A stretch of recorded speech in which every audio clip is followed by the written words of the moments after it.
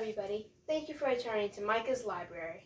We'll be continuing with our book Around the World in 80 Days by Jules Verne, and we'll be continuing on chapter 5, guys. Let me flip there to that page so we can get started with this awesome book. Okay. Chapter 5. England Bets on Fog. News of Phileas Fogg's wager spread like wildfire all over England. It was printed all in the newspapers. The English who loved to place bets gambled on Fogg's chance to make the trip in 80 days. Some thought it could indeed be done, but most believed Fogg was crazy and had been conned by his friends at the Reform Club. So-called Phileas Fogg bonds were sold everywhere, but their value fell sharply with the rumor that Fogg was the gentleman who had robbed the Bank of England. It was certain that Detective Fix, who discovered Phileas Fogg's true identity, the London police chief, sent him to Suez in Egypt, to look for the robber and promised to send an arrest warrant after him. Egypt was then part of the British Empire, and the Suez Canal had been built as a shortcut for ships traveling between England and India, which was also part of the empire. When they heard that the rumors of that Fogg was the bank robber, people suddenly recalled his strange habits and his desire to be alone most of the time. They viewed his around-the-world trip as an excuse for him to leave London before the police could arrest him. Why else would he lay such a large sum, like £20,000, on the line off of one of his theories? Chapter 6. Detective Fix Trails a Bank Robber. At 11 o'clock on October 9th, the English steamer Mongolia was due in Suez. Detective Fix waited nervously on the deck. "How will you recognize the robber even if he's on board?" asked the English consul or government representative. "From the way the London police describe him, he looks like an honest man." "Don't worry, Consul. I've arrested plenty of robbers. I'll know this one if I see him. He won't get away." "I hope you're right, Mr. Fix." "The robber would be foolish to travel to India, wouldn't he?" Fix asked. "Maybe not," replied the consul. "If he's smart, he'll go to India because he knows the police won't expect him to." The Mongolia arrived right on time. One of the passengers approached Fix to ask where the consul's office was. The consul was supposed to stamp his passport or travel book with a visa to show that he'd stopped at Suez. Fix looked at the passport. Inside was a picture that matched exactly the description of the London bank robber. "Is this your passport?" the detective asked. "No, it belongs to my master.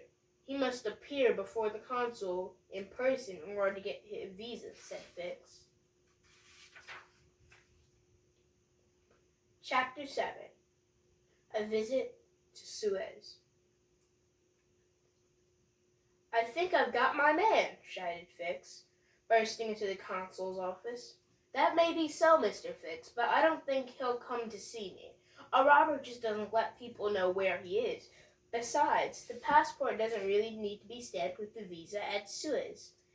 If he comes, don't give him a visa," begged Fix, hoping to keep the robber in Suez until the arrest warrant arrives.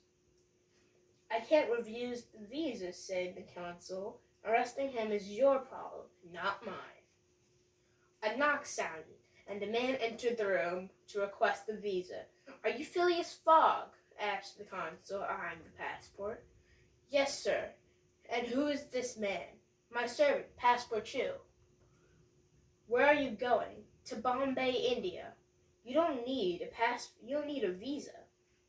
"I know that, but I want to prove that I passed through Suez." The consul stamped the passport, never guessing that Fogg needed a visa to prove to his friends that he had won his bet honestly. Phileas Fogg returned to the steamer and took out his diary. He noted his arrival in Suez after traveling through England, France, and Italy. 6½ of Fogg's 80 days were used up. He was exactly on schedule. Never bothering to see the remarkable sights of Suez, Fogg closed his date book and sat down to breakfast. He was always much more concerned about time than place. In today's chapters, we got an overview of how the police believed that Phileas Fogg was in fact the robber who stole £20,000 from the Bank of England. They sent a detective after him, but until that detective receives his arrest warrant, he cannot arrest Mr. Phileas Fogg.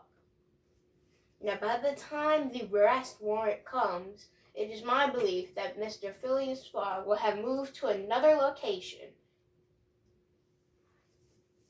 But until then, he's trying to stall him until that arrest warrant arrives so he can put Mr. Phileas Fogg behind bars.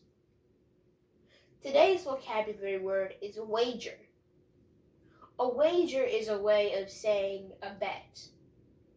A wager is something you put on the line in regards to a bet. For instance, one person can bet another person $1 that he can jump higher than the other person.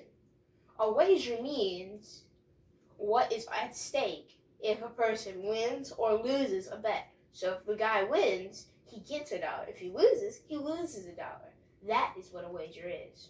I hope you guys enjoyed today's video, and hopefully share, like, subscribe, all that fun stuff, and be sure to hit the notification button too so you can get notified to new videos. As always, thank you for stopping by Micah's Library.